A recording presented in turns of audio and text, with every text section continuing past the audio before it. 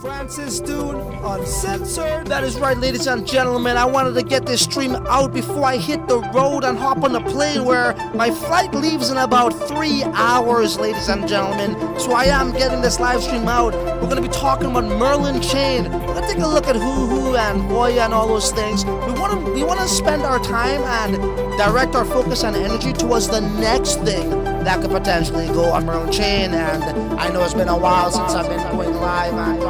Let's just pay tribute to this. The Bitcoin's price hitting a whopping $54,569. If you don't think, like, I know people overreact, but let me tell you, bro, now is the time to get bullish. Let me tell you, Babylon is going to be a beast. Babylon's going to be huge. Portal is going to be massive. Portal's probably going to be, dude, it's going to be the tops, I think. I gotta be honest with you.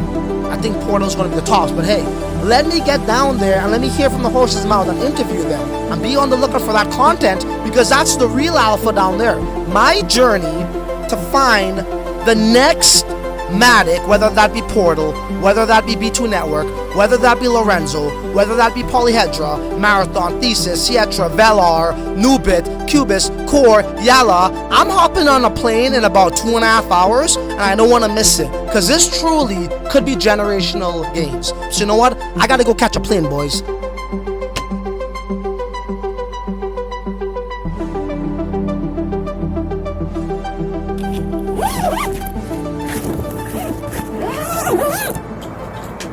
You are seated at an emergency exit. Please review the responsibilities for emergency exit seating on the back of the safety information card.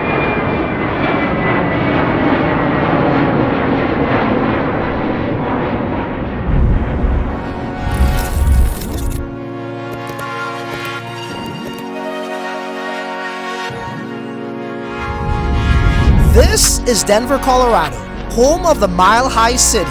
And every year it attracts thousands of Ethereum DeFi fanatics to the ETH Denver event. But this year, things are a little different, because I will be attending the Bitcoin DeFi summit called Bitcoin Renaissance. You see, Bitcoin is entering a new chapter, and the ecosystem is about to evolve. This summit will host some of the brightest minds and top prospects building on Bitcoin. Will it be Portal, the secure Layer 2 atomic swap platform, or will it be Babylon, which is a trustless Bitcoin staking protocol, or will it be Velar, a native stacks DeFi protocol that will have perpetual contracts and bridge Layer 1 to Layer 2 assets? Well, we're about to find out.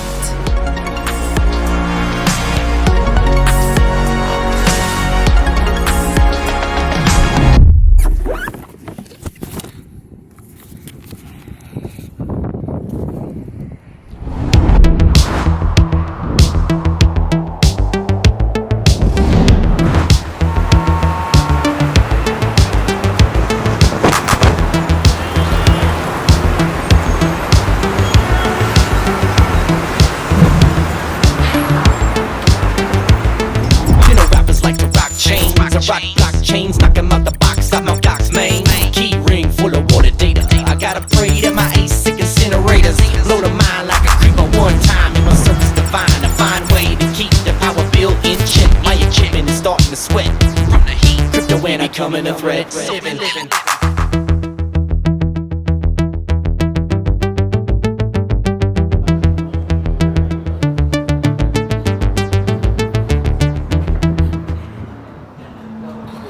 Yo, what's up, bro? Hey, bro. Good, man. Good. Listen, so let's take a seat. Okay. Let's go. Nice. Come here. So check this out, bro. We're about to meet an individual who claims to be the CEO of MerlinSwap, the most hyped DEX right now, okay? So this is potentially the individual who is behind Hoo and potentially Voya. And we all know right now that is where the hype is at. Now he goes under the alias Jimmy. I don't know if it's the actual CEO or not, but we're gonna find out anyways, okay? We're gonna meet this random guy who claims to be the CEO of MerlinSwap at a coffee shop. What do you think about that? Well, sounds exciting. If that's a real deal, he was one of the top most hype project, and our community loves him. If that happens to be the real guy, I'm open to it. I'm looking forward to it. You know what I say, right? You gotta shoot your shot. So let's find out.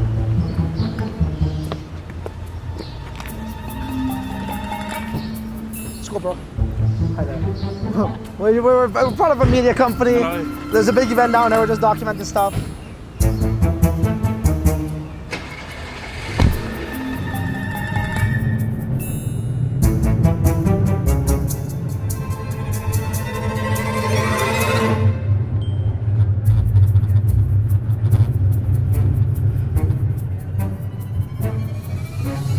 So listen, the way we're going to do this is how we're going to attack this is, I know the questions I want to ask him. If this is actually the MerlinSwap CEO, I know what I want to ask him, and that's number one. Is MerlinSwap coming out with their own token? And what's the use case behind that? You tell me, what do you think? What questions comes to mind? Well, first we got to make sure how we know he is the actual founder. Like he's an anonymous person. I'm sure if he's going to be doing some sort of exchange of value with us or anyone, he'll have to KYC. So if he's happy to reveal his, he's showing up to cafe, he's presenting himself in front of cameras. But another thing, yes, token is definitely of interest because since Merlin chain has set the standard, and even MerlinSwap for that matter, with our community getting involved in Woohoo and the Voya airdrop, it's all about token, and the new. What we have seen recently is the more airdrops, more tokens, gets all the traction to the chain. So we need to ask him that. Yeah, no, good points. So it was from a reputable contact who tipped me on this individual, saying that they are confident he is the founder, CEO, whatever you want to call it. So that's my first question for him. Second question is, what is going to become of Voya? If he is, if he has the answer for that, because Voya is the talk of the town right now. It has performed extremely well, but I really want to know, what's the use case behind it? Is it going to be part of this swap DEX? Is it going to be part of its own thing? Is it going to be trading fees, whatever? And obviously we have Hoo going on too. A lot of people go cuckoo for Hoo, right? That's the slogan today. So these are the questions that comes to mind. I'm sure once we're talking to this guy, more things will pop up. But those are the core fundamentals of my, questions. Like I've got the similar thing between this Voya, Hoo and his own governance token, which if it happens to be, has he got any gamification token, like a plan, like you stake certain token, you earn rewards in certain, you pay fees in different. Yes. And if he does have to happen the governance token or utility token, is that going to follow the Uniswap role model, like what Uniswap has done recently? Is revenue sharing with the people who stake that has changed the game for all the governance tokens. Before we used to laugh about all absolutely. So absolutely. We have to ask him all this, and if he does have that token, what's the best way to get into it? Whether it's going to be a airdrop of some sort and pre-sale or public sale. Yes. So, yes. Perfect. All right. I think we got that could be the starting points, and we'll see where it goes from there. Yeah.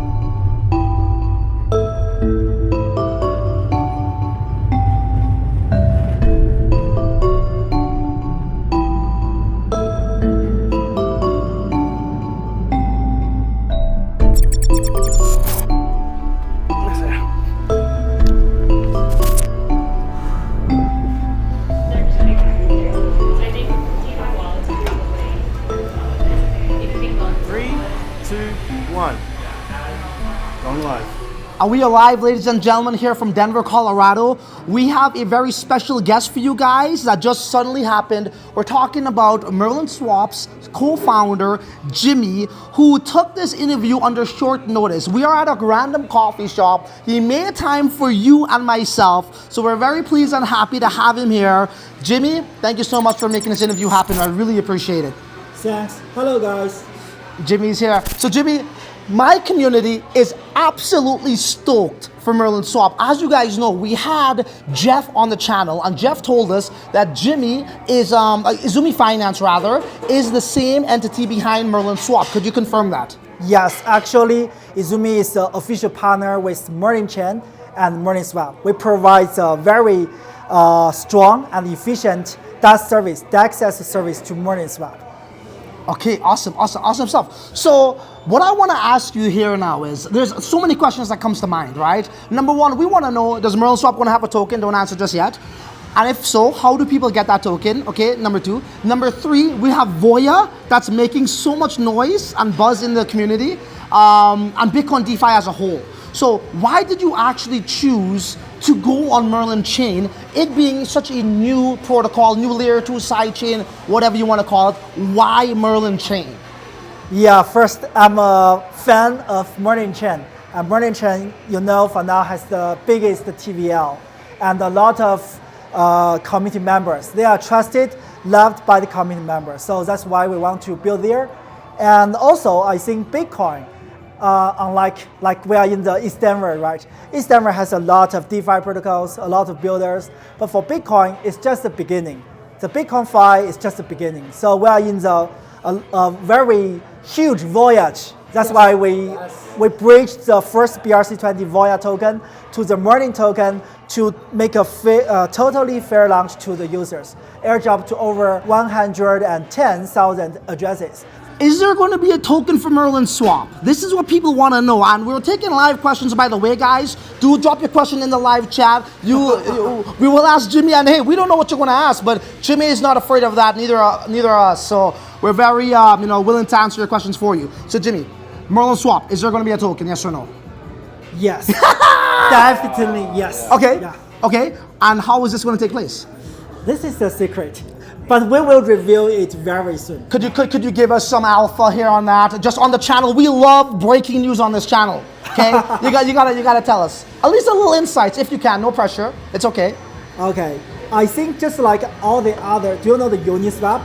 Yeah, they give an airdrop to the users. Yes. I cannot say how much token or how you could get exactly airdrop from the MerlinSwap, but definitely there is. You could get it in the next month, in the March. Yeah. Oh shoot! He slipped up. He just said in March. In March. Did you guys hear that? In March. I don't know if you meant to say that or it accidentally came out. Or nonetheless, the cat's out the bag. Yeah. Speaking of the cat.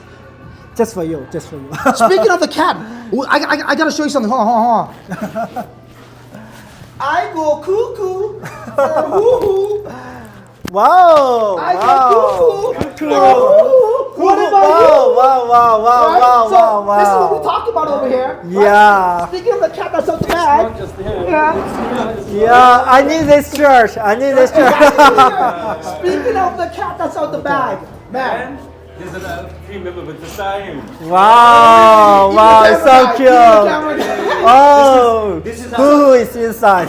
Sorry, Jimmy, we didn't have one for you. Everybody wanted one, so we ran out. I do apologize, but we'll definitely have one delivered to you. So, Hoo man, Hoo made a lot of noise. Yeah, right? yeah. And it's a meme coin. I'm not gonna ask you utility. Meme coins are meme coins. I think it was a really great way to kick things off. It also provided a lot of utility, right? I forgot my mic. It's okay. Yeah, it also provided a lot of not utility, but liquidity rather at the beginning, right? Yeah.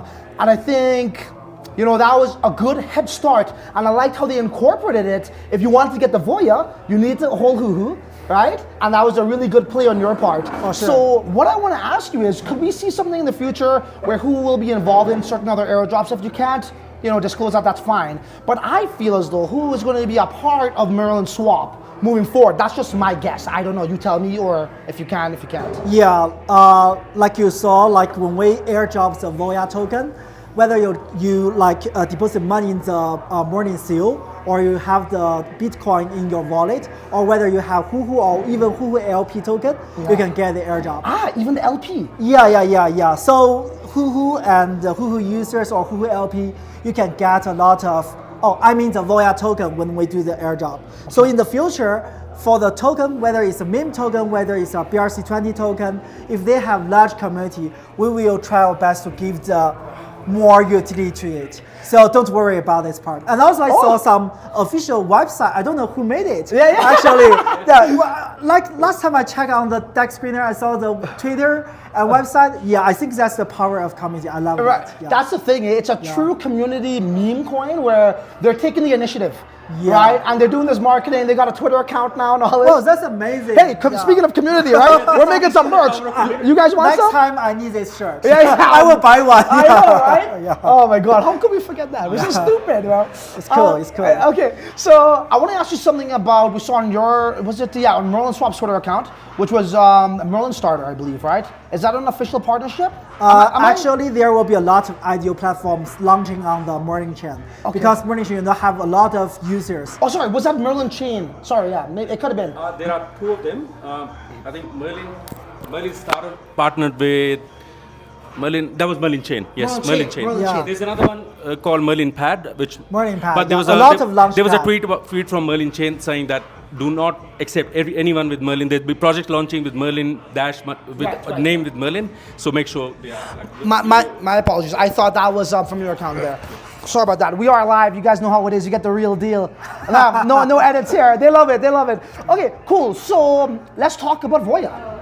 I think this one here surprised a lot of people in terms of its price performance. For sure. Yeah, Yeah. absolutely. And the immense trading volume it has. Now, could you drop any alpha on Voya? What is the outlook for it? What is the utility? My guess is, I was thinking Launchpad to invite projects onto the, to trade on MerlinSwap and all Merlin chain, but probably that's not the case. Could you give us any insights to Voya, please? Yeah, actually, to be honest, Voya is out of our imagination. Yeah. Yeah, in the first place, I think that Bitcoin Layer 2, like the Merlin, they are built for the Bitcoin ecosystem. So we just want to make an experiment to bridge the BRC20 token. You know, trading on Bitcoin mainnet is quite costly and also very slow. Yeah. But you know, if trading on MerlinSwap is very smooth and very efficient. It is. So it's an experimental token. We bridge the BRC20 to the Merlin chain and to airdrop totally fair launch to the users. But the result is out of our imagination. Right. People, I think Bitcoin is, the guys from Bitcoin is different from other ecosystem. They love the fair, they love the transparency. So I think Voya is a huge success in this perspective. Massive. And in the future, Voya, just like its name, a voyage. Yes. We are not just, it's just the beginning. Yeah. So in the future, I think Voya is as the first bridge the BRC20 token. That's it will true. be adopted in maybe it's many more DEX, much more DEX, and maybe some launchpads or some other utility and more scenarios. Because they are loved and trusted by many users. So unfortunately, guys, we have to wrap this up. The coffee shop is closed. Jimmy took this under short notice as well. Before we wrap this up, Jimmy, anything you want to tell the audience? Anything at all they can expect or whatever? It's up to you. Yes, I think there are two things. First one, keep an eye on the MerlinSwap. There will be more and more campaigns and some good opportunities for you to try to explore the Bitcoin, to make Bitcoin fun, and also to explore more opportunities to do something on MerlinSwap. I cannot to say too details. You almost did. Yeah, but just keep an eye on the MerlinSwap Twitter and also the Twitter space or some other Medium channel, and there will be more, I think, good things for you. Awesome. And second is that I think in the near future, like you said, there will be some M token unlocked and distributed to the people. So there will be huge liquidity on the Merlin chain and also on the MerlinSwap. There will be a lot of things to do. Yeah. So if you are a user of the Merlin seal, you will get the M token and you can use it to get more yields or more utility on MerlinSwap. We will let you know once it's ready. Yeah. Awesome. Guys, you heard it from the man himself, Jimmy, co-founder of MerlinSwap. A lot of alpha has been shared here, guys. We're done here. Thank you so much, Jimmy, for your time, and we look forward to the success of MerlinSwap. And since he mentioned new announcements coming in March, which is, we are just counting days, 28 March. We almost pushed him, but he's just holding it back for 2 more days. Two Okay, more days. we're done. Thank you, Jimmy. Thank you, Jimmy. Yeah. Thank you. Yeah. Make sure we're off. We're off? Yeah? Okay, awesome. Was good, man. That was really Yeah, good. yeah. I love. Oh, it's a surprise. You should let me know. So honestly, what did you think of that interview, man? I think it was fantastic considering the settings and the cafe closing at the last minute, and he answered pretty much all our questions. So I think he actually dropped more alpha than I anticipated. You know, he told us what we could expect with Voya, what we could expect with Hoo with its utility. Also, MerlinSwap will have a token as well, and there will be an airdrop. So there's no more speculation, and right? It's just alpha now, and it's facts now, coming right from this freaking channel, bro. And what he's told us is it's in March, it's around the corner, so it's not too far away. It's very soon, and I would expect that, as he says, who's going to have utility, that's going to be one of it to hold it to get this token as well, but we would see. As long as we know there is a token coming from MerlinSwap, there is an airdrop coming, there is utility for who, that's all we need to know, man. So, you know, the cement is poured, the foundation is laid, it's just time to move in the couch and the TV into the house and flick it on and kick back, bro.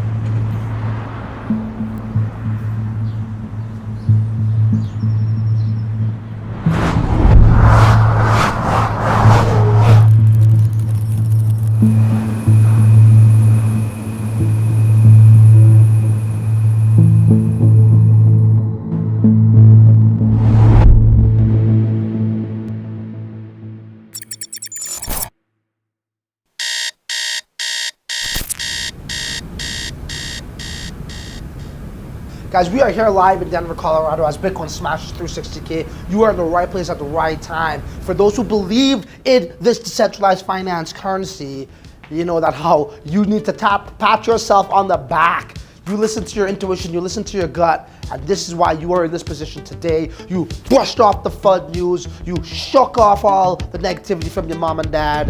You know rappers like to rock chains, I rock blockchains, knock 'em out the box, out my Doc's main. Key ring full of wallet data. I gotta pray that my ASIC incinerators blow the mind like a creeper one time in my circus divine. A fine way to keep the power bill in check. My equipment is starting to sweat from the heat. Crypto anarchy becoming a threat. So you know rappers like we are in Denver, Colorado for the Bitcoin Renaissance event, and Bitcoin just smashed 60K, guys. I want to tell you, if you are still holding Bitcoin, congratulations to you. Pat yourself on the back because you just brushed off all the FUD, all the negativity.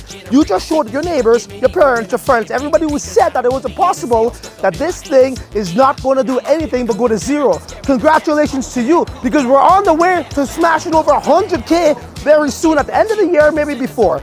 We've got a lot of good content for you guys, a lot of top tier projects that's going to be building within the Bitcoin ecosystem, and we can't wait to drop that content, so make sure you stay tuned.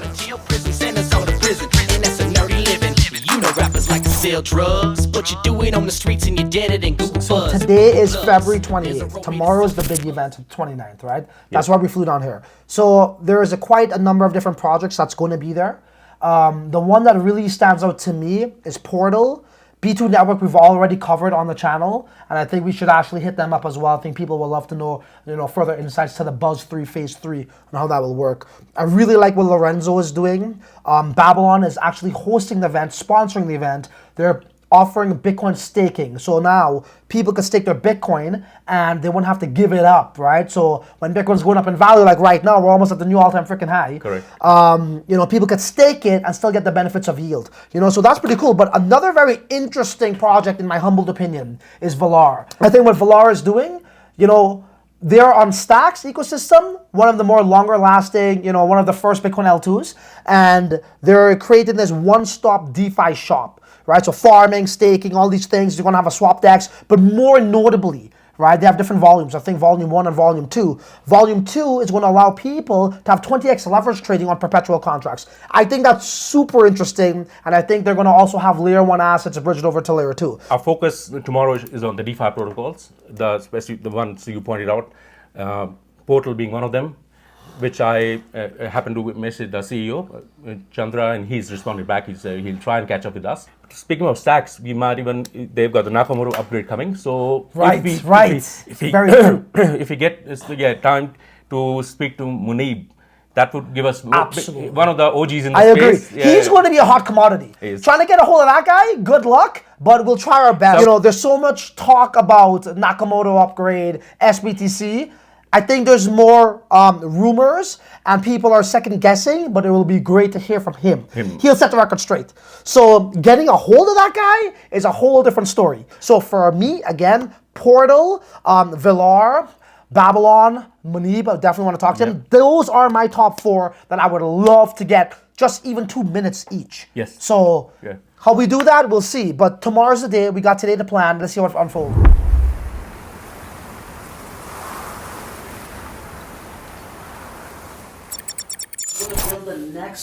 Who's going to build the next what?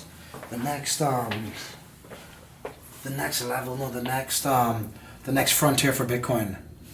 Who's on the new frontier next? Who's going to be building the next what?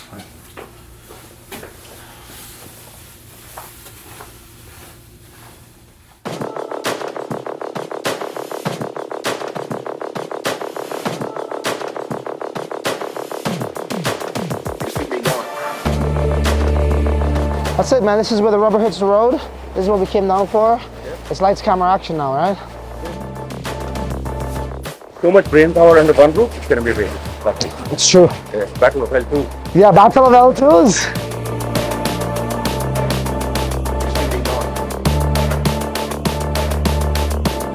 The Battle of L2 is the show you want to ask them for, because that's something much needed in the space. Not everyone can show up in the live venue, and even if you are there, you need that replay thing, because a lot of things go over the head. For me, it's more like we definitely need to set the tone, right? We came here for some interviews. We're genuinely interested in what they got to offer, but we also want to tell them that hey, we got a show, and we want you guys to come on, because there's a lot of confusion, like you said, and it's the truth.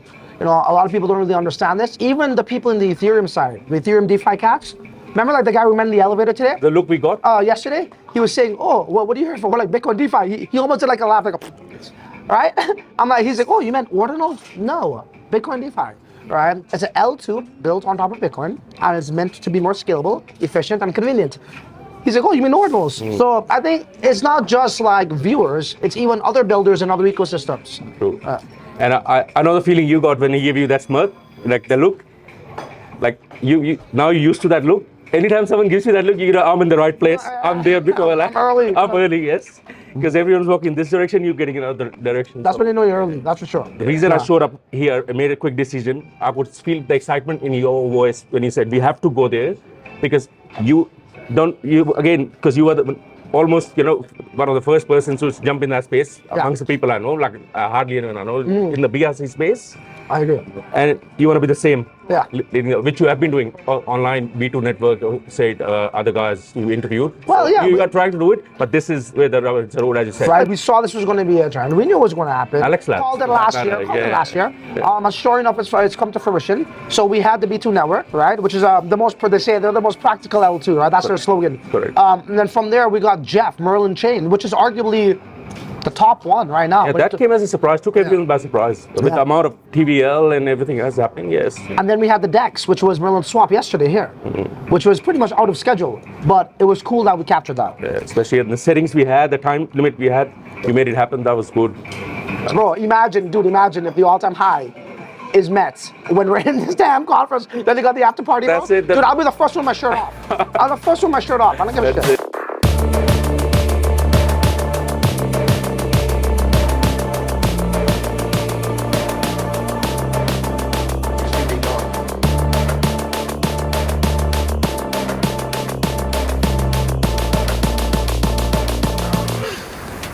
All right, bro. Let's do this. Let's get it.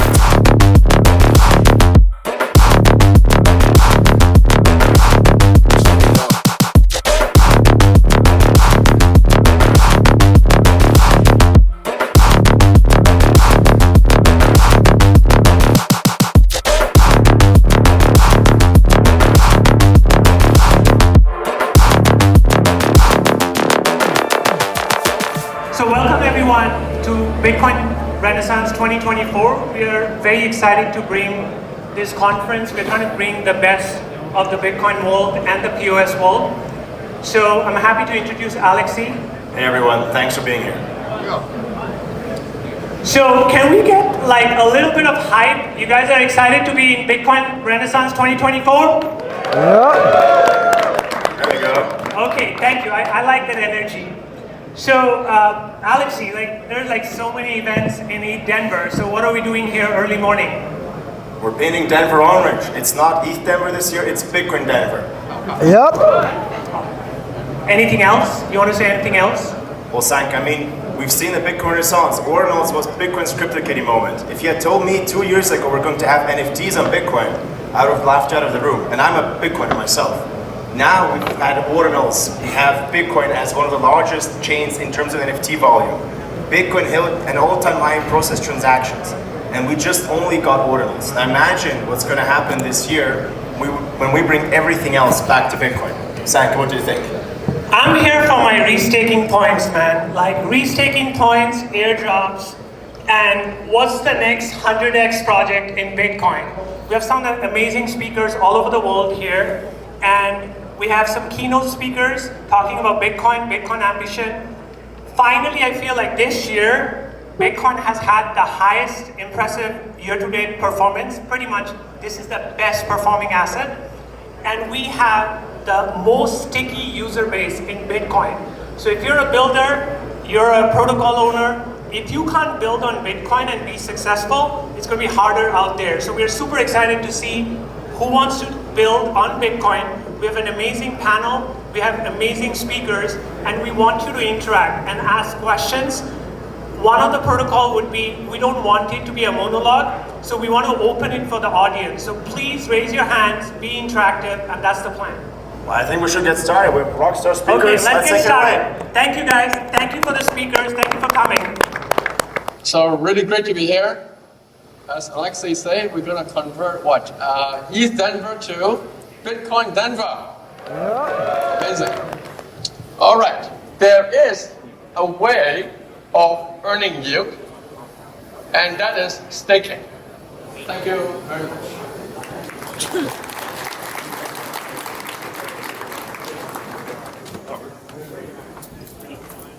The story here is about Bitcoin's evolution, change in regime for Bitcoin. And, you know, historically Bitcoin's been an island. It's been on its own, doing its own thing. The question is, can it be integrated into the greater crypto ecosystem? Sonny, what are your plans to engage with Bitcoin, overlap Bitcoin, Cosmos? What's the relationship look like there? Yeah, you know, I mean, I started working on Cosmos 6-7 years ago because I wanted to build the app layer for Bitcoin. I saw this Cosmos thing and I was like, oh, this makes so much sense. A network of app chains and then, you know, Bitcoin is the money app chain and like bridges via secure bridging to all of these other app chains and becomes the money of this ecosystem.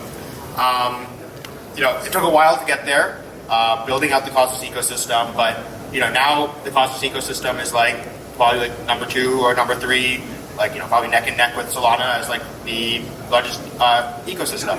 But Bitcoin is like, you know, obviously the biggest digital asset that can be used to secure proof of stake chains. So with Babylon, we're trying to build towards that and kind of give people the framework, you know, with Cosmos SDK to build the chain, and then with the Cosmos Hub, the validator set to run it. Yeah. So for me, like, you know, as Sunny was saying that, and you also said that Bitcoin is the granddaddy of this whole industry, right? Due to Bitcoin, everybody is here, including Ethereum. And, you know, Bitcoin is an island which is not connected to this, like, broader Web3 ecosystem, as you would. And what Babylon is doing is using Bitcoin, you know, restake Bitcoin to secure proof of stake chain. And what we believe is that EVM as a virtual machine has a lot of adoption. It can attract a lot of developers from the Ethereum community into this Bitcoin community chain. Let's move to David quickly. So what does it mean to you that you have the likes of Polygon, Cosmos, you know, now using your technology to, you know, leverage Bitcoin security for other blockchains? Yeah, so I think I completely agree with what Fuchs was saying, is that in some sense, you know, Bitcoin is the first blockchain, but all these more recent proof of stake blockchain is really a way to sort of get away from the limited capability of Bitcoin and to do something else. I think Bitcoin is a continent, is the world. And I think folks on this panel, we're continuously building on this. I remember we used to have this narrative making distinctions between Bitcoin, crypto, and blockchain, right?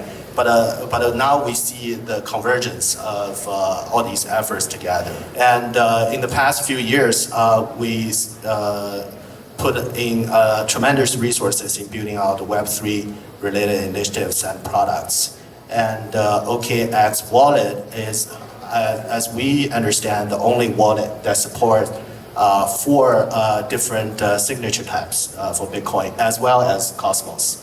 I think like this is season 2, and so like the origin is definitely from the West, like initially like Udi and like a bunch of other friends, and then so we basically have this whole like ordinal just a frenzy like in like early last year, right? And, like we have like a hidden army and behind the entire like ordinal inscription BRC20, and so like those are all in Asia. And then so like primarily in like China, and then so like thank you for Jeff, and then so for the whole OKX team, and then really make a big push for that. Like what we have seen is when it comes to the ETF flow, right? And then like ETF flow is actually for now it's like still not institution. It's like still more like smaller checks, and then from like Western retail. And when it comes to like the Eastern retail, and like the Eastern retail, they have been like degening like all the Bitcoin NFT like since like early last year. And so that's why, unfortunately, like the 2 of the biggest degen from like last cycle, like Douquan, Shuzu, like they're all Asian. So we Asian, we love to degen, and so we are very open-minded when it comes to like like anything that's like casino related. I love the way my body's moving to the beat. I love the way you're slowly getting close to me. I love the way my body's moving to the beat. I love the way you're slowly getting close to me.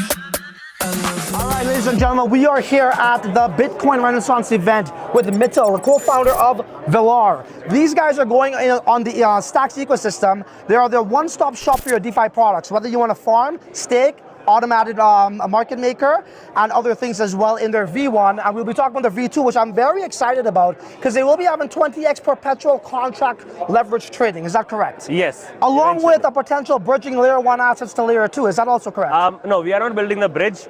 We will use bridges available in the market, but we will use the asset Bitcoin once it's bridged as SBTC onto Stacks. We will be able to use it as collateral in our perp decks eventually in the future version. So that's when the Nakamoto block upgrade goes into effect, right? Yeah, so after Nakamoto upgrade, they launch SBTC, which is bridge version of Bitcoin on Stacks. It's one of the most trust minimized version of Bitcoin out there, so we will use it as a collateral in our perp decks. Awesome. So what can users expect from Velar when it comes to your V1? Is that date announced on when that will happen? Well, it's coming very soon. It's I can say for sure it's coming within next 2 weeks. Okay. On mainnet, the version 1. Okay. The version 1 will be world's first Uniswap V2 inspired AMM on Stacks. It will also have the features of farming, staking, and it will also have a launchpad because we want this ecosystem to grow. This ecosystem has very less number of projects yet. So we want this ecosystem to have more number of projects. So we will have a launchpad for people to be a part of this ecosystem and launch their projects.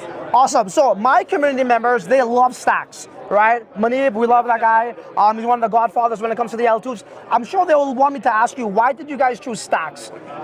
We started building Velar last February in 2023. At that time, there were only 2 L2s live in the market, Stacks and Rootstock. We decided to go with Stacks is because we like the smart contract, we like the clarity language that they use. It's a Turing complete language.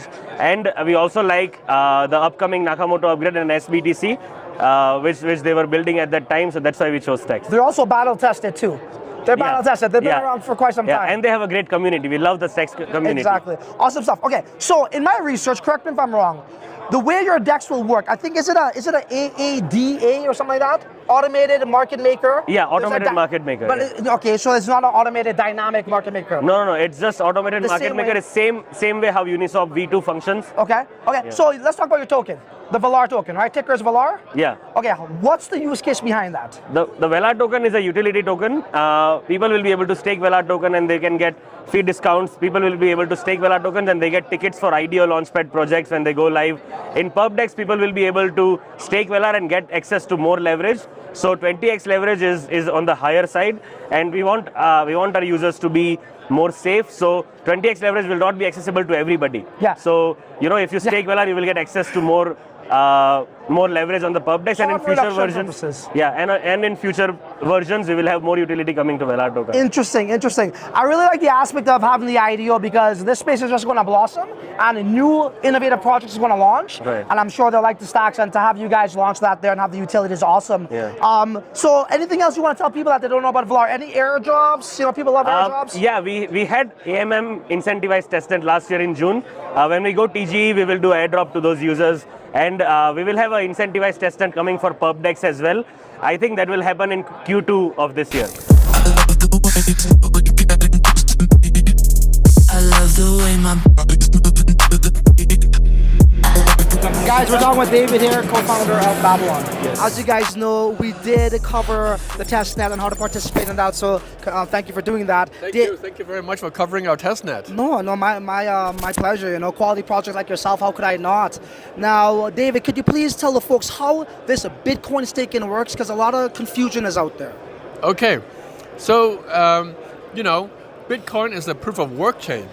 And so maybe that's the confusion, because Bitcoin is proof of work and staking is proof of stake. Right. So how does it work, right? So a Bitcoin user, a Bitcoin holder, has this Bitcoin sitting in the wallet, nothing to do, no yield to generate, idle. So if you're idle, why don't we do this? You can lock your Bitcoin, okay? Bitcoin scripting language allows you to lock it for a certain amount of time.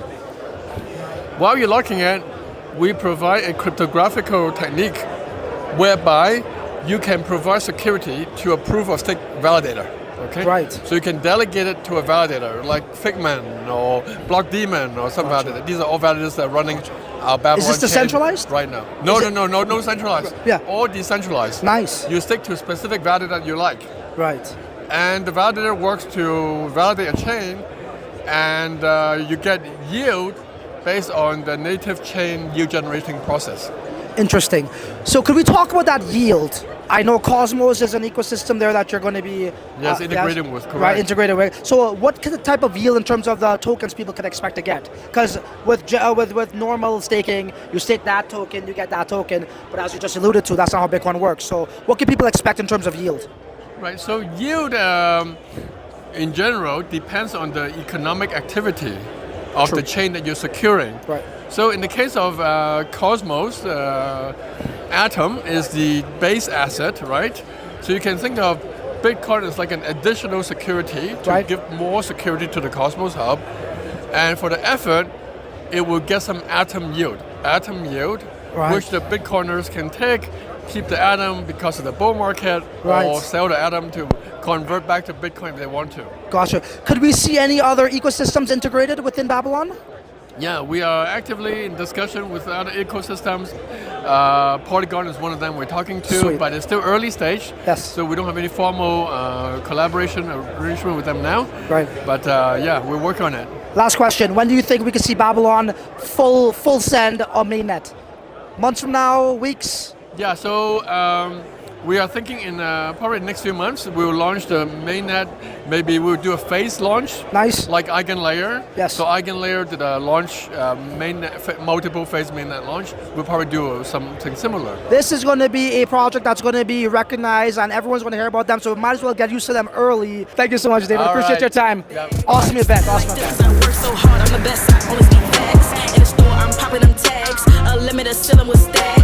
Cloud chasing for the cash grab. I don't really want it that bad. I'm trying to cop a milli while I keep my soul intact. Been through a lot, I learned to adapt. Never let struggles make me snap. We are here with the most exciting project, in my humble opinion, in Denver at the Bitcoin Renaissance event. We're standing here with Chandra, who is the co-founder of Portal. Correct? Yes. Guys, this project is going to give you goosebumps like it did me when I was reading their documentation.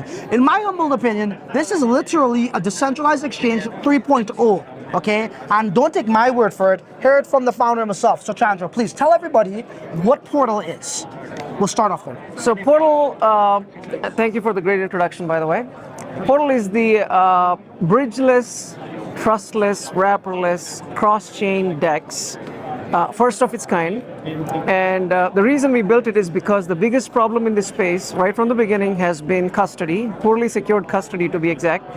all the way from Mt. Gox to FTX to bridge collapses, wormhole, I don't want to name names, but all of the problems in this space date back to poorly secured custody. So we set out to eliminate the problem of cross-chain custody once and for all. And so with Portal, it's a layer 2 cross-chain atomic swap DEX. So you can have, you can be seamlessly swapping Bitcoin for ETH, for USDT, ETH layer 2, ETH assets. You have a custom channel for BRC20 SAN ordinals, so you can have rapid, cheap, trustless swaps between all of the said above assets. And so we're very excited.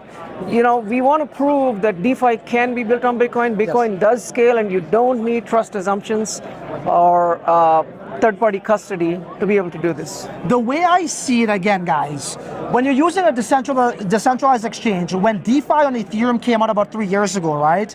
That was pretty cool to do this in a trustless way, right? But that's within the network. Within the network. Now, what Portal is doing this throughout networks, across multiple. So when people go to exchanges, they like that experience of trading maybe Bitcoin to Ethereum, Ethereum to BNB. Now, correct me if I'm wrong, is that how this will work on Portal? That is exactly right. So the gold standard for user experience for cross-chain exchange has always been the centralized exchange. Yes. So you have one transaction which costs money and confirmation cycles, right? Like that's you moving money to the exchange. Yes. And then everything is super fast and cheap because it's just state changes in their database.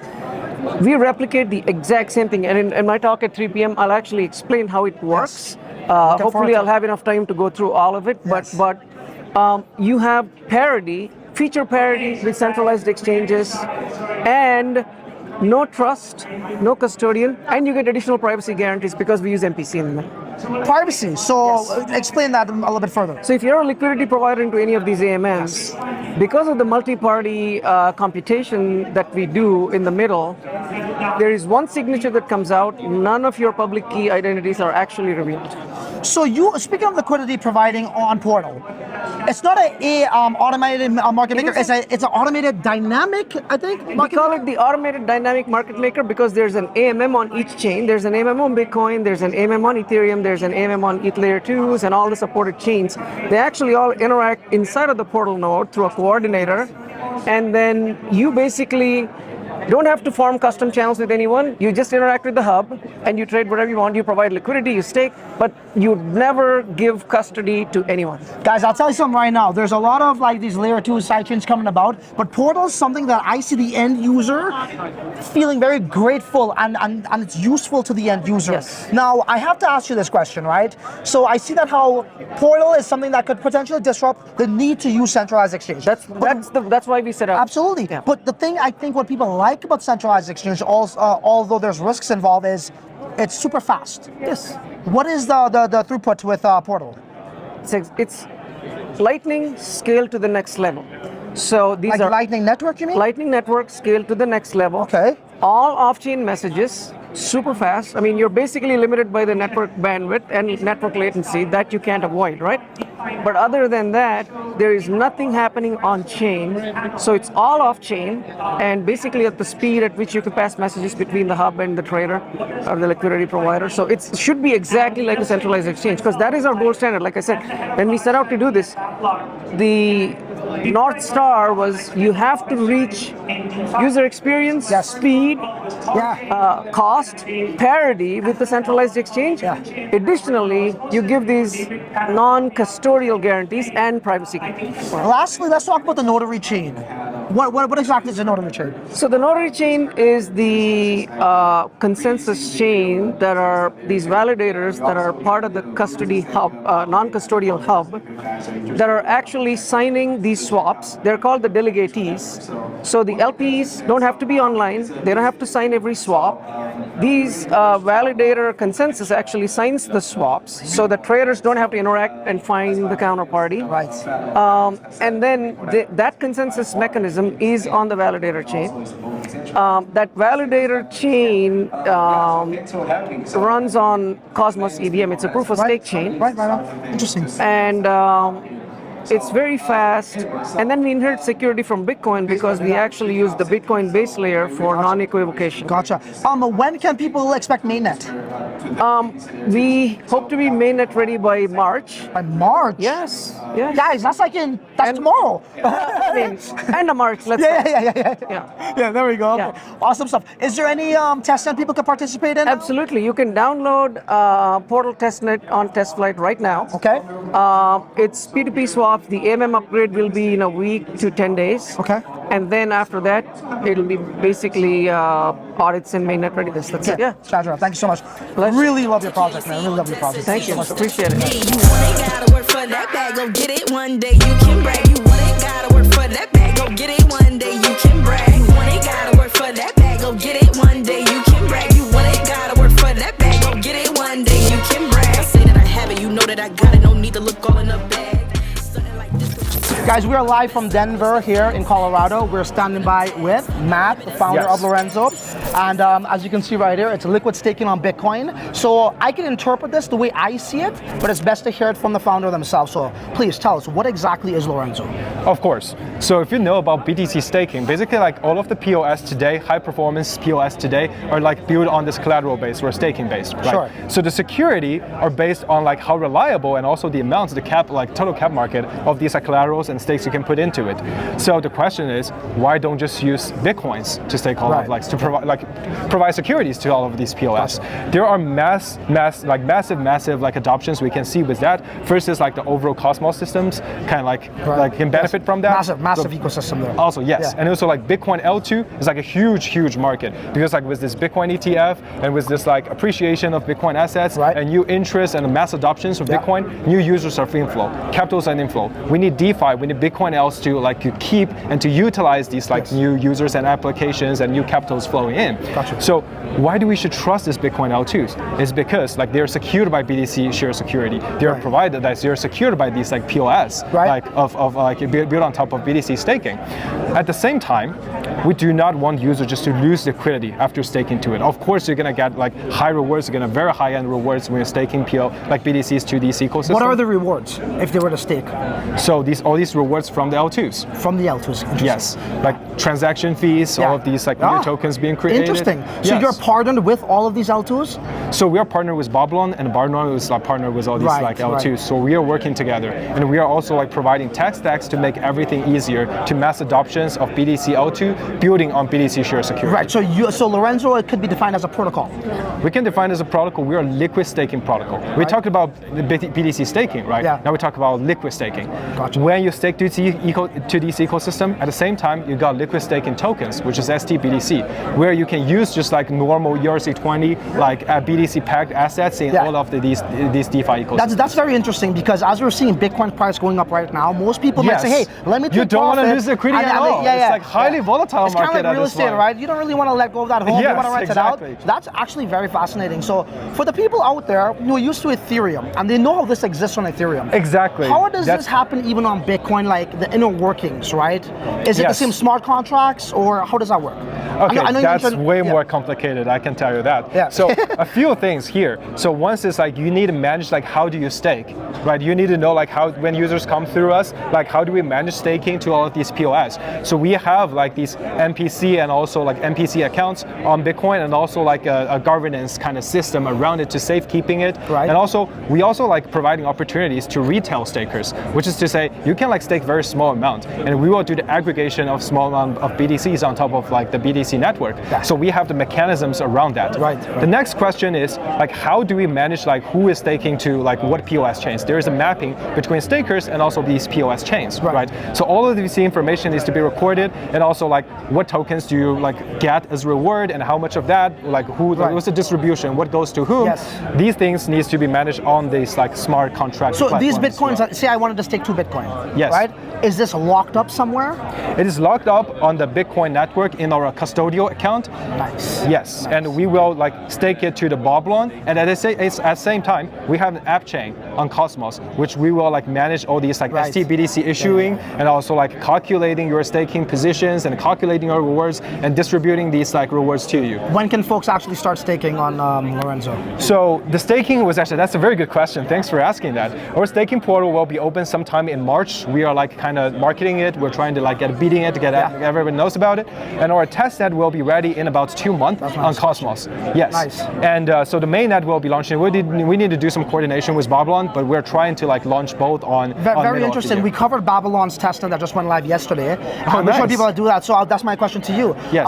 Your token, what does it do? Number one, I believe it's a governance. Correct me if I'm wrong. Yes. And number two, is there going to be an airdrop for people who would participate in the testnet? I'm glad you asked. Yeah. So there are a few different utilities for a token. Governance token for sure, like you mentioned, you got that. We have DAO to like arrange everything. So token means power. You got power to have a say in our ecosystem. That's one thing. And also two, that also means like staking opportunities. You can gain yield on top of that. Yes. There are many different like cases for do that. First, for our validators, you stake BTC, so you have like higher chance to become like validating, generating blocks.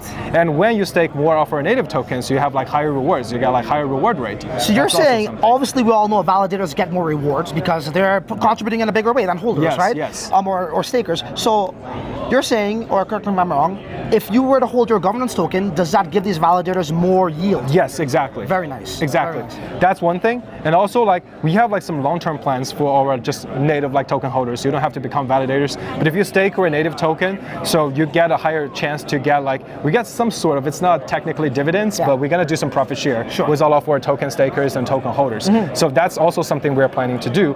In accordance like, with the airdrop you were talking about, yes, we will have airdrop plans. I gotta put you on the spot.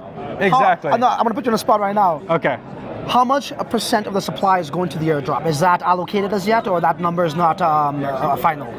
The number is not final, but like for me, my like the motto for my life is like if you want to do business, you have to share profits with everyone supporting you. Right, exactly. So it will be like a big enough amount, the proportion of the total tokens. I'm not just gonna say, oh, take 1-2%. It's not gonna happen, right? We need to share all of this, like the profits. We need to share like of the ownerships of things with all of the people supporting us. So I guarantee you, it will be like a big enough amount, and I will keep you updated with all these numbers. Thank you so much. I would strongly recommend, right, just because Merlin Chain, it's a really good, like a lot of transactions happening there. Yes. And I think if you guys can incorporate something with them, that'll go a long way. We are trying to work in that out as well. Awesome, awesome. Babylon's a big player too, so I'm very happy to hear that. Thank you so much for your time. Thank you, sir. Look forward to staking some Bitcoin with you. Of course. Looking forward to that as well.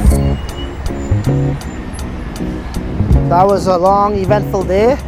What's your take, man? I mean, what do you think of it all? It was a long day, but I think our efforts were worthwhile. So we made good connections, learned a lot. Excited to be here. So I would definitely say, man, you know, Lorenzo seemed very interesting to me, that how they're built on top of Babylon, liquid staking. It's a little bit different to that of what Babylon offers, which is also staking in their own right. But nonetheless, very interesting. Also, I would say Portal, bro. Portal is next level, bro. Wait till people see this thing go live and they use it, they'll understand how it's like a DEX 3.0. It really is, right? It really is, right? And again, I don't repeat myself, but to have the ability to do this in a decentralized way across different networks, opposed to within that same network, is revolutionary, bro. And the token burn and the mechanics behind it, they got game theory, bro. Dude, Portal, give me some of that. Now, truly, it's a project with good fundamentals and fundamentals with the token theory, all the game theory they have with the burning and the revenue share. Velar too. Velar is interesting. Don't sleep on Velar, as I said. I keep saying that, but I mean that. I like that how they know what they want to offer. The 20x leverage seems to be, it's not my thing, but I can see there's a market for that, right? Especially going on to stacks too, an already proven ecosystem and such. I think that'll do wonders.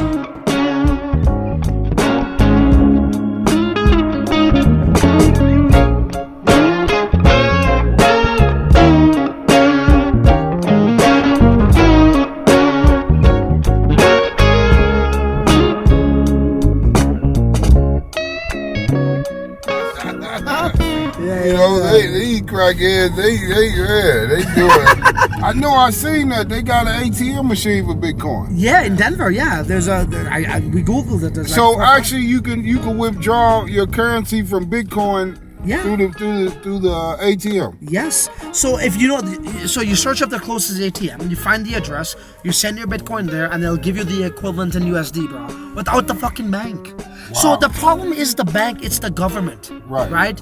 Like we pay them to do all these things, but they're failing immensely. Like, look at us, bro.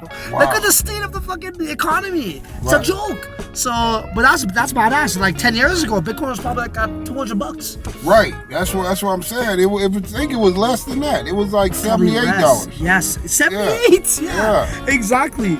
How much is it now, Bitcoin? Dude, it's 63,000. 63,000. 63,000.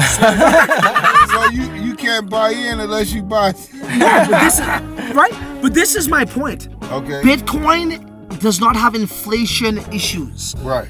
Right? And the problem why we're all poor is because they just print unlimited money, which means what? It's inflated. It's not valuable. Wow. That's the problem, man.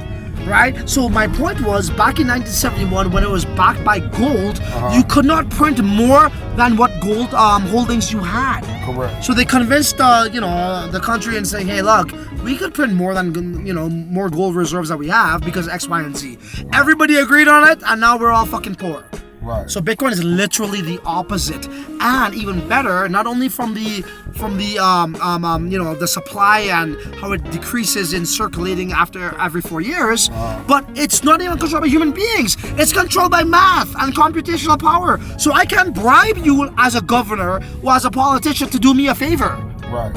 Right. So it's so much other metrics behind it that it's a purest form of generational wealth and a reserve currency. I could have probably bought at least. Dog, you'll have your own taxi 15 to fucking 20 company right now. 20 coins that night. Oh no. Yeah.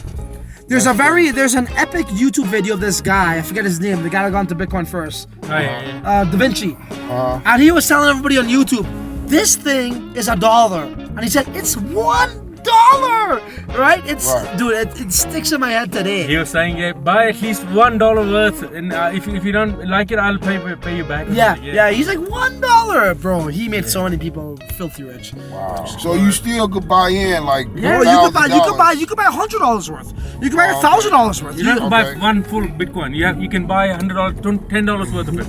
Oh, okay. Yeah. And then it could still grow. Yeah, whatever. Of course. Oh, okay. Yeah, of course. It's grown almost 40% in the last 3 months. Last 3 months, 40%. 40-50%. So you put 1,000, it would have went to 1,400. Right. You put 100, 140, right? Like whatever. Right. So you don't have to buy a full unit of it. Oh, okay. Yeah. I'm gonna look into it. Yeah, man. Yeah. This year's gonna be epic too. So. Yeah, I should have bought in though that night, but I just couldn't figure it out on my phone. I know. You know, Back 10 years ago, no one knew about it. Dude, it's even hard to even. $78 Bitcoin. This is about 10 years ago. That's good. No, I believe you. It was before COVID. I believe you, bro. Yeah, it was before COVID. Yeah. Chances are it's gonna go up to more. But hold it for 1 year max, and when it go double, take your money out. Wow. So how does that work? They send you a credit card, like, to use in the ATM or what? How's that work? Oh, bro, Harish, break it down. So you could purchase it, right, with your fiat currency, which is called US dollars. Okay. Right. So if you wanted $100, you go to an exchange, and then you digitally send over your $100 through an e-transfer, whatever the fuck it is, bank wire. I don't know. And then whatever methods they offer, and then they'll give you the Bitcoin. But then you could take that Bitcoin, you could create something called a wallet, which is a digital wallet, where you could send it into your own self-custody.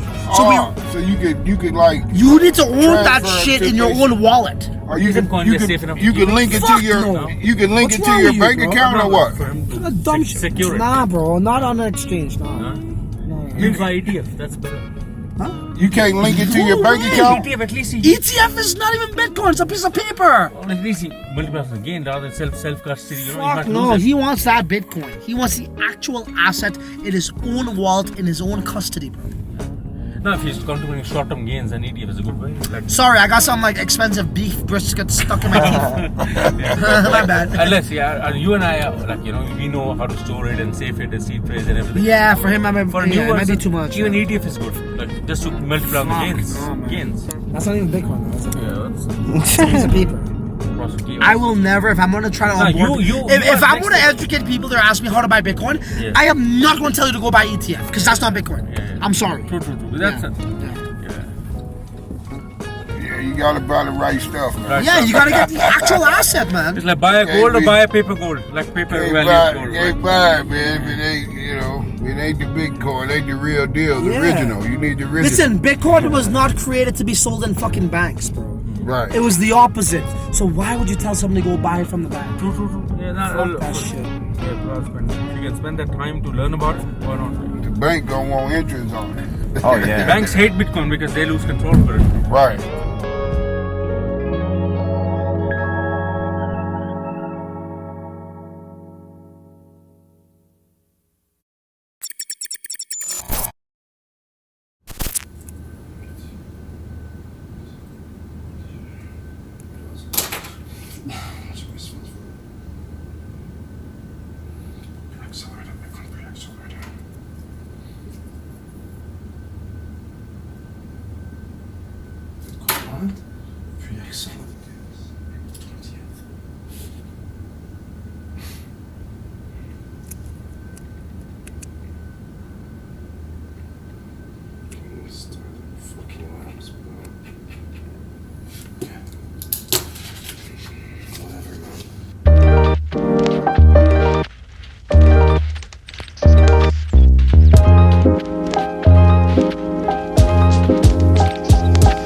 What is the basis of this meeting here? Which one? This meeting. This meeting? Yeah. Essentially, it's bringing the project. These are the BTC startup guys. Okay. And they have raised funds previously for Velar. I'm pretty sure for Portal as well. Yeah. So not Portal. Portal's not from them. So they focus on Stacks ecosystem, but it looks like they might be branching out of that. Branching out of that. So, but mainly if you look at their project, so Bison Labs looks like one that's not part of Stacks. They are going to be there for sure. Yes, Bison Labs. But this one could be interesting. This is going to be super interesting.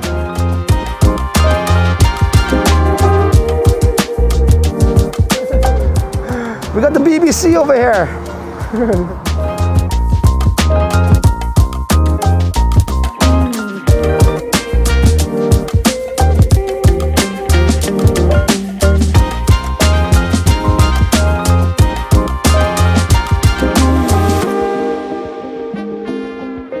So Bitcoin Startup Lab, Albert Liang, CEO.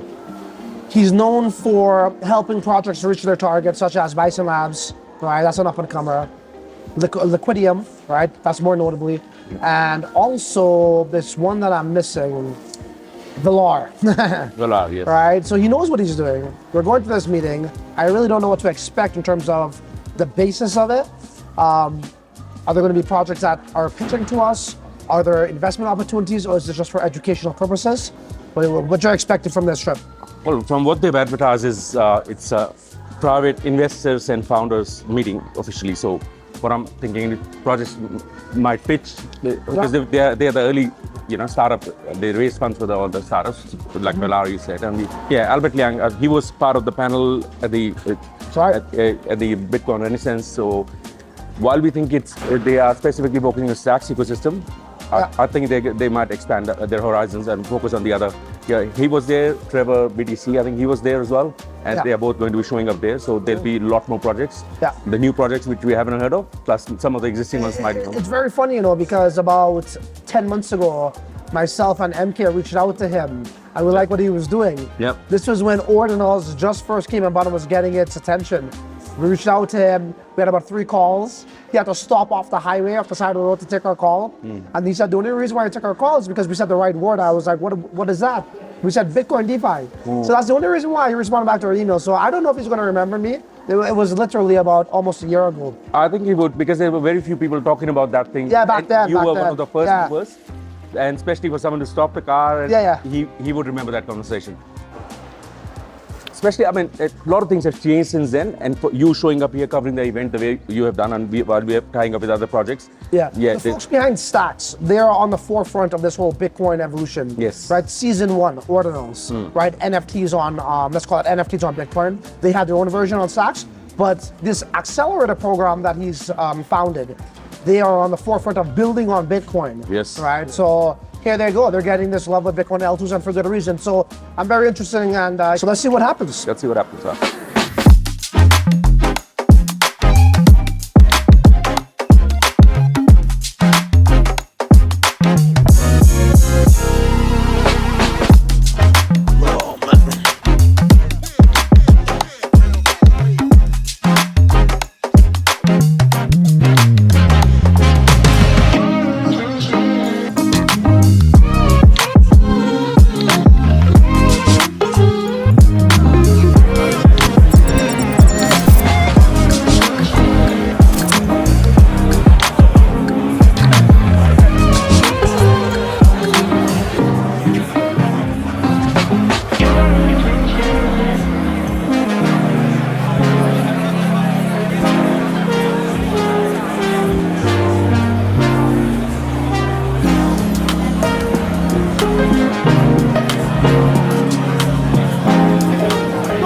let's take it over there from here. My wife was gonna be like, where are you going? You're leaving us all the time. But babe, I want to go make some money somehow though. We can take a break. That's fine. Yeah. I think the next major one is Bitcoin Asia. Bitcoin Asia. Yeah. In Hong Kong. It's in Hong Kong. So we're gonna have a booth. Yeah, we're gonna have a side events. And that's a few months from now, right? In May.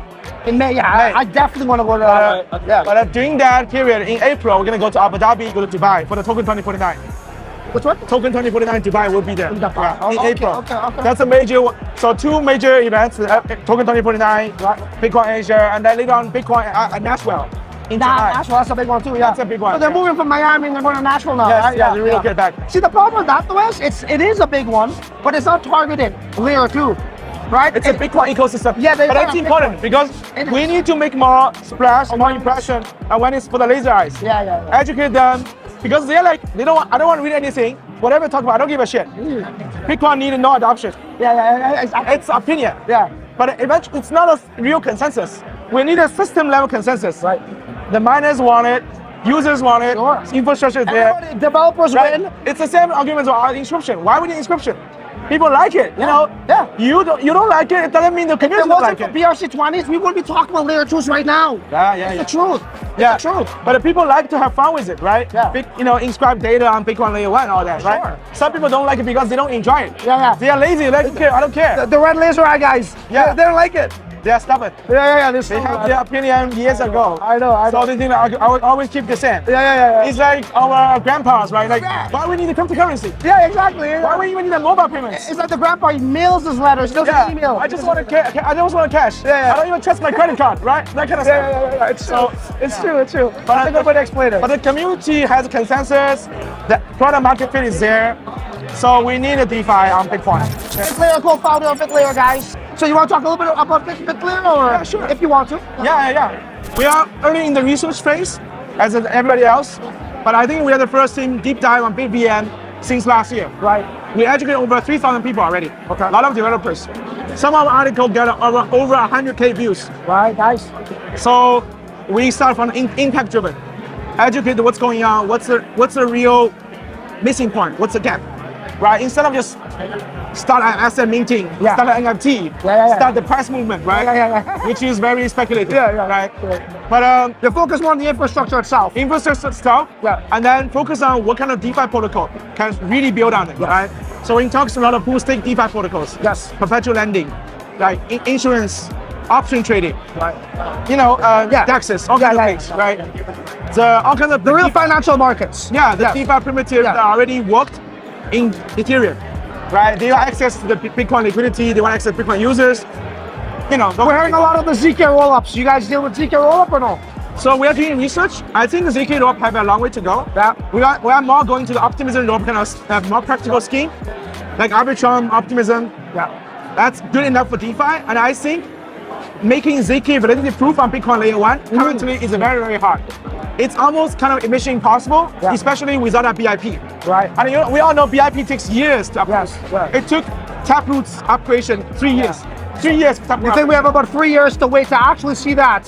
So instead of waiting for 3 years, let's go for more practical route within the next 12 months. Right. Because the market is not going to wait for you 3 years. To wait for the BIP.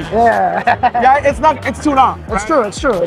So why don't we just focus on real product market fit? Focus on real product. That could work right now with Bitcoin, right? Yeah. Because the liquidity is sitting there. The yield bearing demand is there, right? You're going to go somewhere. To do ZKP on Bitcoin will take another 2 or 3 years. Yeah. What's your take on the whole staking on Bitcoin now? We know Babylon's doing Babylon's cool. Yeah. Babylon's pretty cool. Lorenzo, I think, is on top of Babylon. Yeah. Similar. I think Babylon is going to be our first major project to do staking. Let's wait on EigenLayer to launch on Ethereum. See how the whole is restaking momentum. If EigenLayer become very successful, there's a product market fit. We're gonna see the narrative shift to Bitcoin because there's a bigger TVL security, right? It's just like something waiting to happen on Bitcoin, right? So Babylon is a very challenging technical. They're very ambitious. So we are very closely watching and talking to them because they are investors, our investors, some of them. So we know them quite well. Nice. We're gonna try to see how our BVS solution can support them as well. Yeah. Cool. Tell people one last thing here. What could they expect from Bitlayer? Where could they find you guys? Socials? Yeah, social bitlayer.org, our website. Everything's over there. waiting for a white paper, which we're gonna launch next month. Okay, watch out for that. Yeah, so I'll be that's covering you guys, so they'll know about it. that's the technical details to go to the exact approach we're gonna take, not just some high levels. Yeah. And of course, our mainnet we're launching maybe next month or maybe early April. Okay. So you can use it. It's That's EVM compatible. Yeah. Is it a test that people can use right now or no? Yeah, testnet already launched. Yeah. Can people expect any airdrops? I gotta ask. They love airdrops, man. Yes. Yes, they can. But details we haven't finalized it. That's fine. Yeah, we haven't finalized it. Yeah, this is off the record, that's why. Off the record This stuff. is off the record, yeah. You can also find him in Singapore, right? They're going to Singapore, right? The Bitcoin Next event. Friday, we're gonna have a Bitcoin Singapore event. In Singapore, go ahead. Yeah, around 1,000 people will be there. A lot of whales will be there, I heard. A lot of whales, miners. a lot of whales. A lot of whales will be there in the audience. Yeah. Right on. Yeah, that's the people we are talking to. Cool. There you have it, guys. That's the co-founder of Bitlayer. And he just dropped some knowledge on us. And I'll be covering them too. White paper, everything. And I can't wait for the mainnet to go live. I'll show them how that works as well. I need no test that. Stay tuned. Cool. Thank you so much, bro, for that. Thank you, Francis.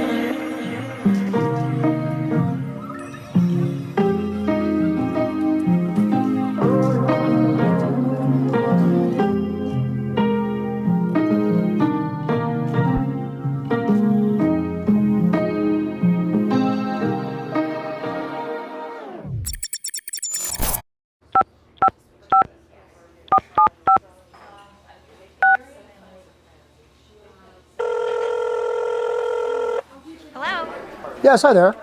Could you tell me what location you have a Bitcoin ATM machine that will allow me to sell Bitcoin for cash? Okay. Okay. So if I wanted to withdraw, I don't know, 1,000, 2,000, 5,000, what is the limits required for me not to submit KYC? Because you know what we Bitcoiners are, right? We like to preserve our privacy. I'm not Anon, but you know. Okay. Interesting. So $960 is the limit where I wouldn't have to submit ID. Anything above that requires ID. So how does that process work? So basically I'll go to the ATM machine, I press some buttons, I sell Bitcoin, then what? Interesting.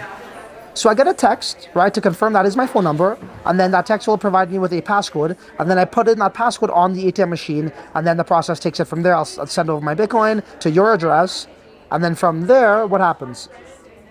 Wait, hold on. Before I send my Bitcoin, please, just don't exit scam, okay? No. It's a terminology we crypto guys use. Anyways, okay, makes sense. I'll start that process, and then once I send the BTC to your address, you'll ask for my phone number again, then you'll send me back another passcode, then that passcode will be entered into your machine, and I should get my mullah. Roger that. Thank you. Okay, I'm on my way.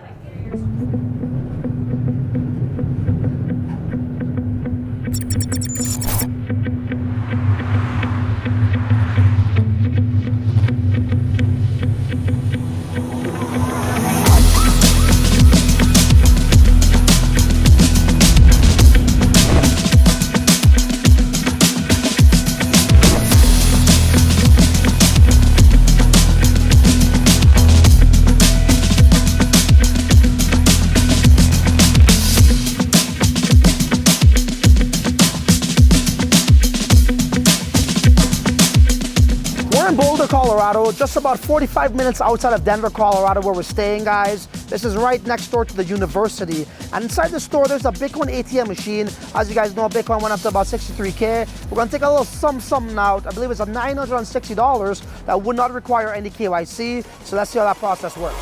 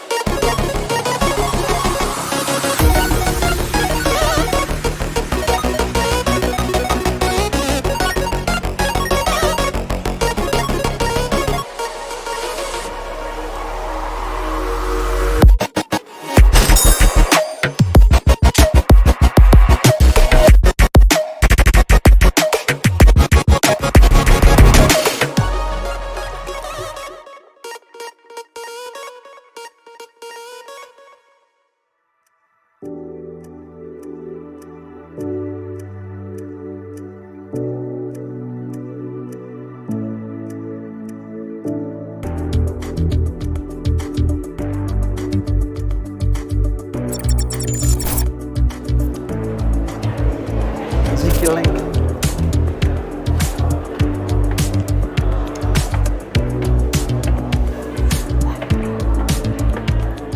It's your boy Francis Dhun representing Trendsetter Ventures at the L3 Summit here in Denver, Colorado. Guys, as you can see, we got some really top tier projects here, the likes of Polyhedra. We also have Linear, we got Polygon, we got Starkware, Layer Zero, what have you. Let's see if we can find one of these founders and they can tell us a little bit more about their project, what we can expect from this new technology. That's for the most part going to be on Layer 3. So let's go find them.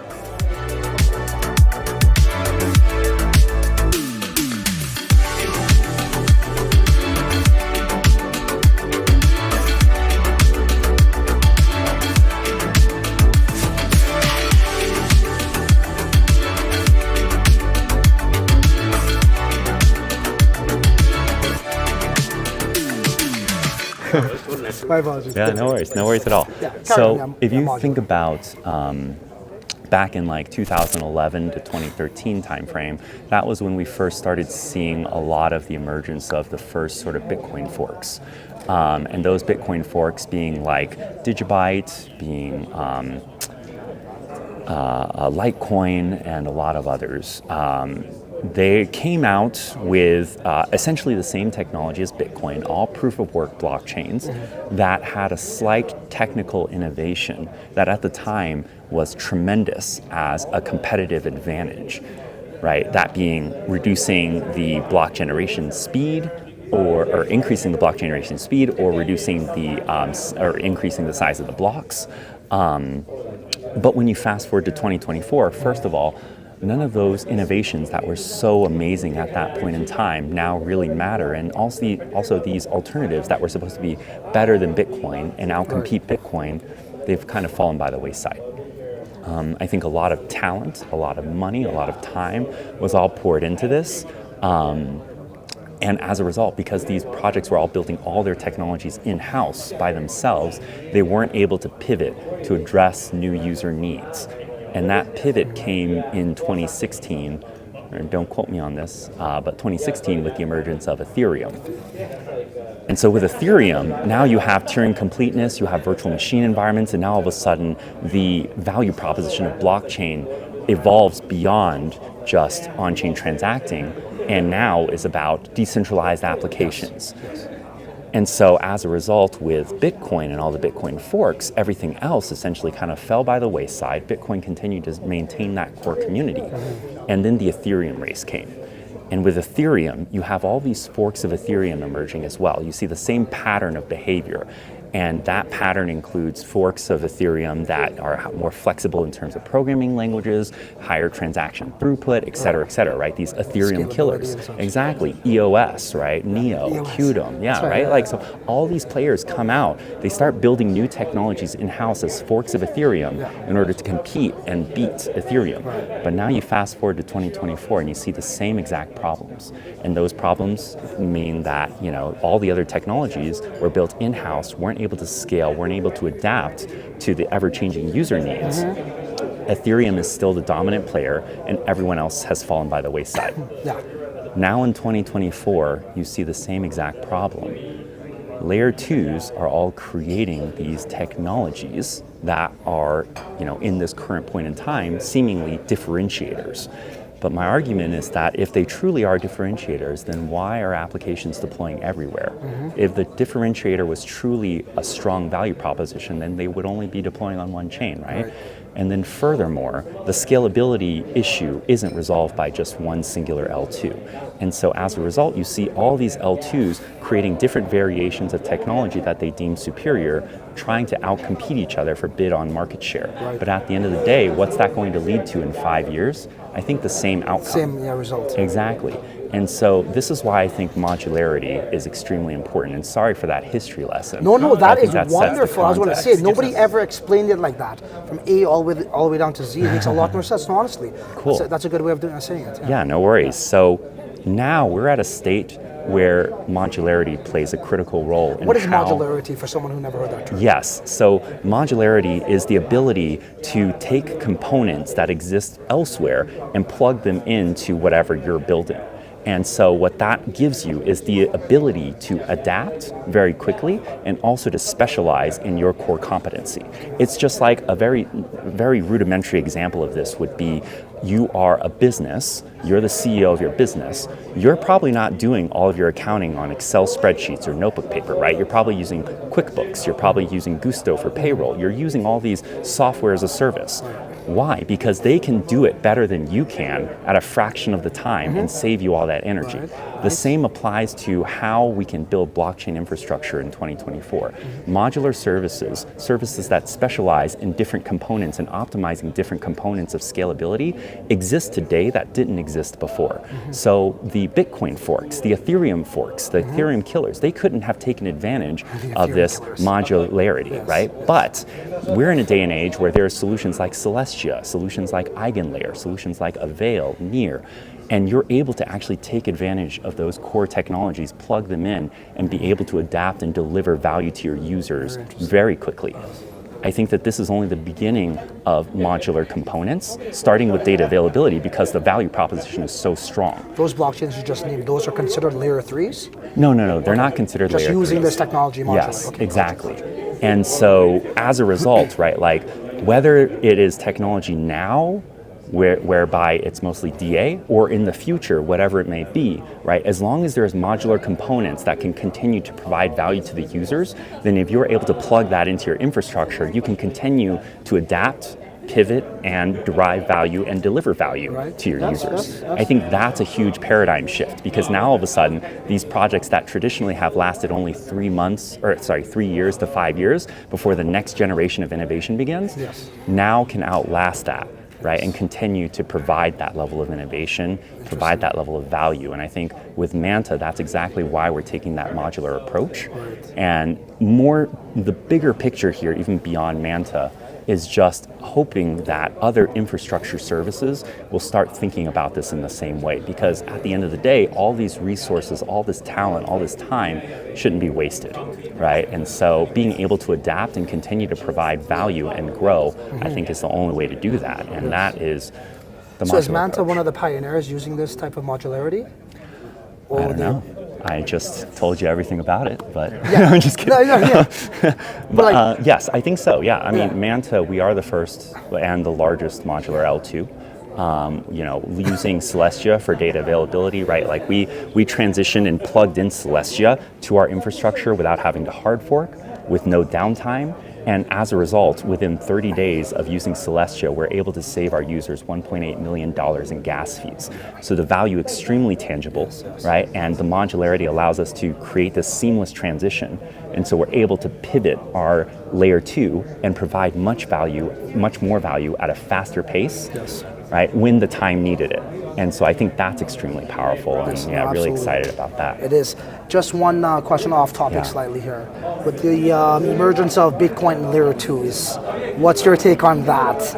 I know there's a divide here. Some are for it, some aren't. They say it's not possible. Sure. I would love to hear your thoughts. You seem very intelligent and knowledgeable in this field. Unfortunately, I'm not an expert in Bitcoin layer 2s, so I don't really have too much of an opinion on it. I am watching the space very carefully. I think that the momentum is continuing Think it's to grow. interesting though? Is it something I do think it's very interesting. I think when I first heard about it, I was a little bit skeptical because unlike Ethereum, which was built around decentralized applications and that sort of ethos, right? Bitcoin's ethos is more so built around, either store of value or on-chain transactions. And I think the maximalists are a little bit more hardcore about that philosophy. And a lot of, the larger liquidity is also kind of locked up. And I don't know if people are willing to sacrifice security in order to take advantage of this type of yield. But I do see that, like, as this field continues to develop, right, I see more and more of these players actually being open-minded to it. So, I'm keeping an eye on it. Maybe somebody might make the first sort of modularity for Bitcoin, but in a way that people feel safe with their Bitcoin in these certain layer 2s. We'll see. Very interesting stuff. You have any other questions? Or I know you're forming it on, and definitely the way we explained it is set everything in place. Great. We're forming a big line behind her, so we'll let you go ahead. Thank you so much for your time. We really appreciate that. Thank you. Yes.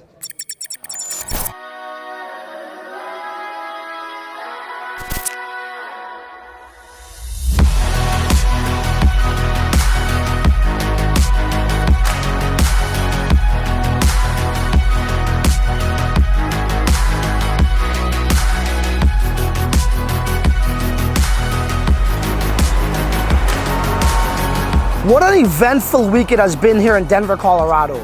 From the Bitcoin Renaissance Summit all the way down to the L3 Summit, I've learned so much. For example, like what Portal's building, which is a wraperless, bridgeless solution for atomic swap technology. It's going to pave the way for the future. Also, we can't forget about Lorenzo, which will be providing staking capabilities on Bitcoin.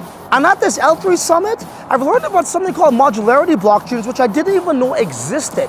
And what I've also learned is it's not all about degenning as much as we may like that. There are young, bright minds who went to the likes of MIT and also former MDs who are building technology that will pave the way for the future of decentralized finance. Now, did I meet my goal in finding the next 100x? I don't know. But what I do know is the connections I made, the people I met, and what I've learned about this beautiful city and how they respect Bitcoin and the cryptocurrency industry will live with me forever. Denver is a place that I will always remember and I would love to visit again. But until then, Denver, you're on your own. Later.